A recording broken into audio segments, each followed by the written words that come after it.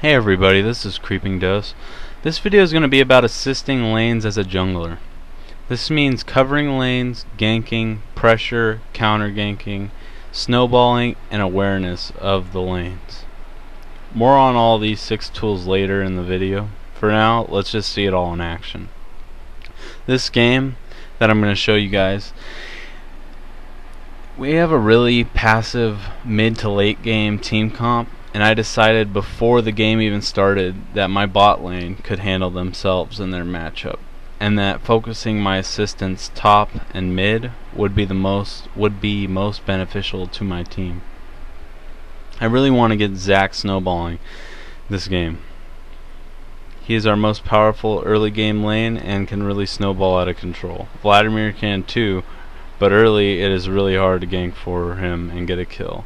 This doesn't mean that you want to pass up on the opportunity to gank for him. It just means that you shouldn't tunnel on a lane that has a really low chance on even getting a kill during a gank. So my goals this game are to focus my assistants mid and top. Awareness is the best thing to have at the start of every game. When you're killing a camp, look around the map, evaluate your options, and decide what you want to do. As you can see, I start red buff so that after blue I will be right between the lanes that I want to assist. Right off the bat, both enemy mid and top lanes push against mine, opening them up to ganks. I see that top lane still has a little bit more time before it gets to Zac's tower, so I decide to go mid to get Syndra's flash down. I knew we wouldn't get the kill, but I want to make sure that there's a lot of pressure on mid, and I want to lower the gank potential on Vladimir so that he can snowball himself with just farm.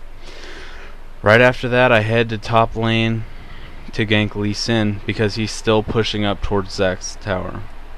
I don't expect to get a kill because Lee's safeguard is still up and he has flash, but Lee Sin misplays and I give the kill to Zac. While I'm ganking top, Elise shows up mid to gank Vlad. Vlad all in Syndra for first blood. At this point, I feel that I've done what I had to do, so I can go back to my normal playstyle. While assisting my lanes, I prefer to farm till mid to late game, then start focusing on objectives. So I don't focus on ganking, just pressuring, counter ganking, covering, but sometimes snowballing depending on the champion and their matchup. After those first 2 kills, I start farming while looking for counter ganks, still focused on assisting top and mid lane. Elise is mid, I stay out of sight and wait to see what will happen. Lee Sin stayed in lane, pushed up with half HP, so I want to go top looking to either gank again or pressure Zac's lane even more. I pressure Lee Sin with just some harassment. He safeguards to a ward and Tribrush. Elise shows bottom, so I take their golems. Then I go back to Tribrush to sit on the ward just to add more pressure. Elise ganks mid on her way to assist Lee Sin. Right as I start backing off top lane, I know that we can easily win the 2v2 because Elise is Lee Sin is still low from the harass, and Zac just hit level 6 before Lee. Successful counter gank for Zac, getting the kill on Elise. For some reason Lee Sin sticks around, so I force him into Zac for an easy double kill. After that counter gank, I pressure bottom lane, but nothing comes from it, so I decided not to show it. After pressuring bot lane, I go back to farming. I then see Elise hovering top trying to take my blue. Thanks to Zac's ward, I am able to flank her and get another easy double kill. At that point, my solo lanes don't even need me anymore. I just give Vlad my wraiths to snowball out of control, and Zac AFK farms top. While they do that, I make sure my presence is known though and look for counter ganks while farming as much as I can so that I can force objectives like Dragon. I was able to farm for a while. The enemy team couldn't really pressure us that much, so we got a lot of free farm. I come out of base with strong items. I see my bot lane, take their tower, and start going aggressive. They're also extending far into enemy territory, so I make sure I keep an eye on them. Elise shows up, I start running toward the fight. Elise and Israel chase way too far and get caught, securing us Dragon and another double kill. By this point, the game is pretty much over. We have an amazing team comp and are way too far ahead for the other team to come back.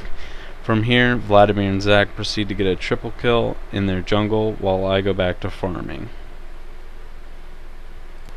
So let's summarize what this video is all about. assisting. Assisting lanes is covering lanes, ganking, pressure, counter ganking, snowballing, and awareness of the lanes. You don't have to do all of those things, but you want to focus at least on doing one of them.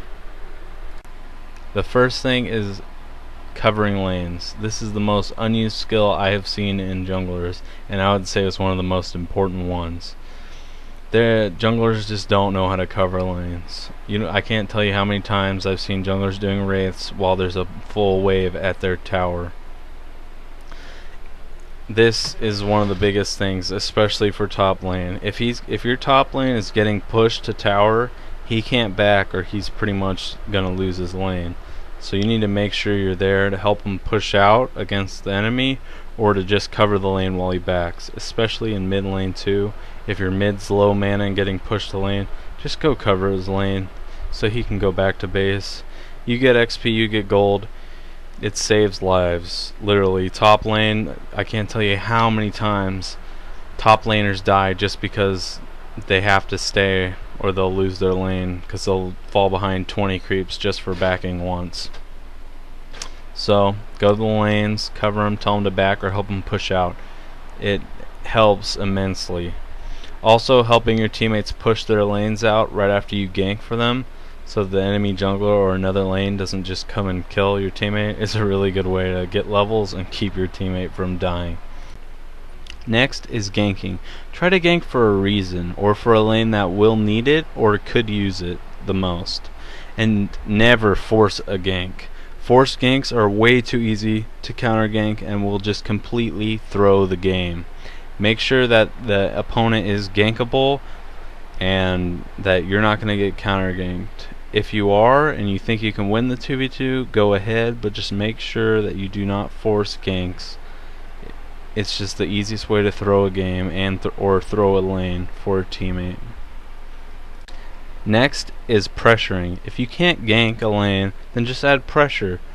Get some damage on the opponent, sit on a ward, run to a bush that isn't warded, let them see you run in it, and just go back to base.